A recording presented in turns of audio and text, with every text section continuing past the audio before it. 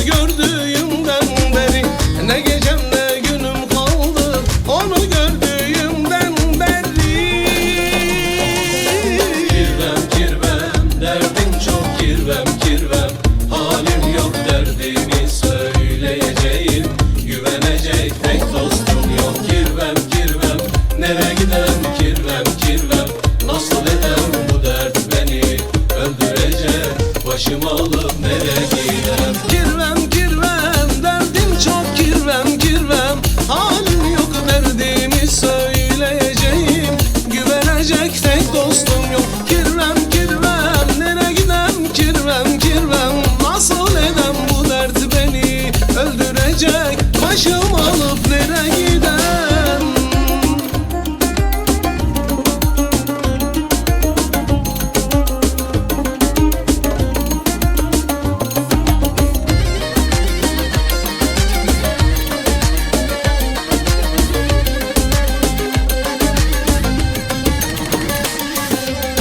İflah olmam bu dert ile, yaktı beni bile bile.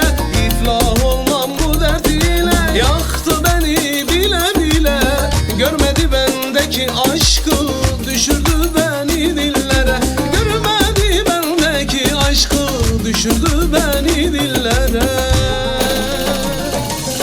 Kirvem kirvem derdim çok, kirvem kirvem halim yok, derdimi söyleyeceğim. Güvenecek tek dostum yok. Kirvem kirvem nereye gider,